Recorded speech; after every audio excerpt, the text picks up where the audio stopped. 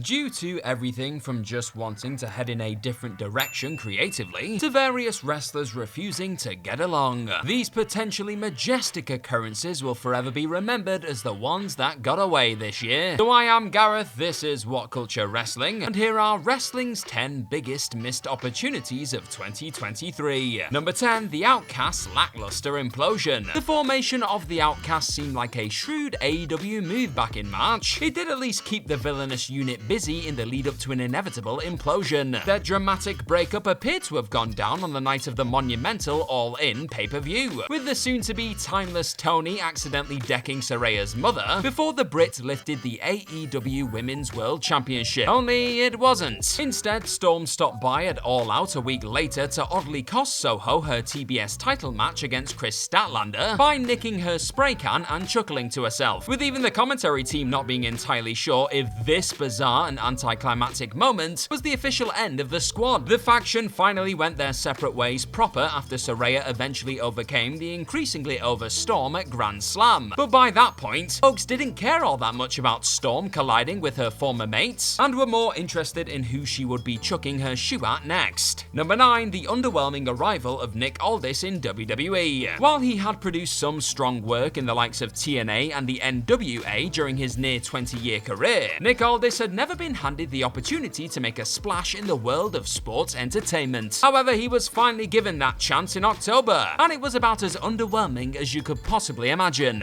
The same guy who wrestled Cody Rhodes for the aforementioned top NWA title at All In 2018 was given one of the blandest and strangest introductions of recent times, with Triple H revealing his new SmackDown general manager by simply having him suddenly appear at ringside. All this immediately looked like just another dull authority figure, but he's thankfully gone on to smash the role in the wake of this crap arrival. Now I've got a quick question for you. What is the worst debut of 2023? Let me know in the comment section down below. Number 8, LA Knight doesn't get his hands on Money in the Bank. Make no mistake, Damian Priest was a refreshing call in the end, but seeing the man blow the roof off the place before strutting around the Blue Show with his briefcase and regularly threatening to bring Roman's reign to an end, or even hopping over to Monday nights to drown out Seth Rollins' song with everybody saying LA Knight, would have no doubt been just as exhilarating. Admittedly, the super popular megastar has still found a way to remain relevant despite coming up short in London, and even earned himself an undisputed WWE Universal Championship shot. However, his pretty uninspiring summer outside of his Slim Jim win would have been a whole lot more engaging had Knight unhooked the briefcase instead of a Priest who was already on the rise without it. Number 7, Tribal Combat doesn't deliver. Jimmy and Jay's turning on the head of the table, the exceptional Bloodline Civil War in London, and a masterfully executed spell of weekly TV had fans chomping at the bit to see if main event Jay could do the unthinkable under Tribal Combat rules. Sadly though, what came next was a frustrating, convoluted mess of a 36-minute stage play, with Jimmy's heel turn and the tired Bloodline tropes finally forcing WWE to cool off on this family affair for a little while. Both of the Usos have managed to just about recover on separate brands after the most underwhelming moment in the 3-year story, but they wouldn't have needed to had WWE kept things simple and just had Roman and Jay keep it tight and explosive in their fight for the title of undisputed WWE Universal Champion / Tribal Chief. Number 6, not giving Trish Stratus and Becky Lynch the SummerSlam stage. The story of a legend coming back to take the respect she felt she deserved for paving the way for the 4 horsewomen had the makings of something captivating. However, the fact WWE clearly had SummerSlam in mind as the destination for the final chapter of this blockbuster feud ultimately resulted in weeks and months of too many uninspiring promos and an overall program that felt like a 2-month ride stretched out twice as long. WWE pivoted away from a Lynch Stratus climactic fight in Detroit in favor of giving them the payback opening slot instead. WWE had the opportunity to put on a SummerSlam that boasted 3 fairly high-profile women's fights, but instead decided to bump the biggest women's program in the company off a Big 4 PLE, feeling that things like Roman and Jay's dull opera and a Slim Jim Battle Royal needed the minutes more on the night. Number 5, the failed AEW Trios Championship experiment. The last thing AEW needed in September 2022 was more gold to fight over, but TK was clearly a fan of the idea of giving the numerous gifted trios on his roster something to compete for, so the AEW president decided to unleash some all-elite trios titles. Inevitably, company EVPs The Elite ended up becoming inaugural champs, but the new gold was dealt a pretty pretty catastrophic blow on that very same night. The Young Bucks and Kenny Omega clashing with CM Punk backstage forced Khan to strip all 4 men of their gold. And while the Elite's Best of 7 series with the Lucha Brothers certainly had its moments, the titles never properly recovered from that stop-start arrival. Both the House of Black and the Acclaimed have tried and failed to keep their titles somewhat relevant in 2023. Number 4, no Kenny Omega singles match at Wembley. It's not even the fact this Dynamite-level all-in trios match felt entirely thrown together that infuriated fans. Jay White's sudden obsession with taking out former Bullet Club leader Kenny Omega came completely out of nowhere, didn't it? It was the idea of sitting down inside of a packed Wembley Stadium at All In 2023 and not seeing the cleaner put on a 5-star classic against bitter rival Konosuke Takeshita at easily the most important and biggest show in the company's history that really felt unforgivable. Tony Khan did have a second pay-per-view to sell a week later, sure. Would All Out have honestly suffered that much with one less contest on a 13-match card? Now there's every chance Kenny will get his moment to shine at next year's edition of the Stadium Spectacular. Should Omega suffer an unexpected injury and be forced to do a Danielson and watch from the sidelines in 2024 though, Khan's call to save his cleaner for Chicago could go down as one of the biggest missed opportunities in All Elite history. Number 3, refusing to book Ronda Rousey versus Becky Lynch. Fast forward a few years on from a spluttering end to WrestleMania 35, and Ronda Rousey is no longer a part of the WWE machine, with that blockbuster one-on-one encounter never once landing on a single sports entertainment event. The fact both eventual moms rarely shared the same space or show in the time that followed Becky Lynch's double title win obviously made booking this one a tad difficult. But once Ronnie returned in 2022, it seemed like the pair of longtime rivals were destined to throw down at least once before the former UFC bantamweight champion decided to step away from the company. It did honestly look like WWE was set to finally pull the trigger on this massive showdown at this year's Mania 39 for a while, but as the show of shows crept closer, it became increasingly clear WWE had other ideas, and fans were simply left to wonder what could have been. Number 2, not finishing the story. As WWE continues to tease what could be a monumental rematch between Cody Rhodes and Roman Reigns, it's important to never forget how perfect an opportunity they had to create an instantly iconic moment earlier this year. And not a single thing that has happened post-Mania 39 has justified forcing Cody to live his own American nightmare. The Bloodline saga would have been just as engrossing if Roman was simply trying to keep control of his family and hold of the title of Tribal Chief, and that would still set up an eventual Dwayne duel quite nicely too. Also, Cody's epic fights with Brock Lesnar with a few result tweaks would have been even more compelling. Instead, the undisputed WWE Universal Championship has spent the majority of the year in Reigns' living room. Rhodes has been frustratingly treading water for significant periods on Raw, and what could have been an all-timer of a WrestleMania will forever be remembered as the most bittersweet. Number 1, missing the chance to unleash a CM Punk versus the Elite storyline. Some things are clearly simpler on paper than they are in reality, and instead of sitting down with all the parties involved and finding a solution that could set the stage for a program for the ages, chaos, bitterness, and pettiness was given the opportunity to infect the locker room and steal the headlines. Look, it would have no doubt taken some pretty uncomfortable conversations and interactions to get the Elite and CM Punk on the same page. But had Tony Khan found a way to get the Young Bucks and Kenny Omega and the Punker to shake hands and agree to make all the money out of their backstage madness, AEW would likely still be the undisputed hottest promotion in town. Punk and his FTR pals warring with the guys who helped create their workplace could have produced months and months of compelling all-elite programming. That glorious opportunity came and went in the space of just over 2 months, however, as Punk's all-in collision with Jack Perry finally killed all hopes of a truly elite feud. And that's our list. Know of any other big wrestling opportunities that were missed in 2023? Well, let us know all about them in the comment section right down below, and don't forget to like, share, and click on that subscribe button while you're down there. Also, if you like this sort of stuff, then please head on over to whatculture.com and find some more fantastic articles just like the one this video you're watching right now is based on. I've been Gareth from What Culture Wrestling. Thank you as always for checking out this video today. Hopefully we'll see you again rather soon, but in the meantime, just be good to yourself. Bye bye!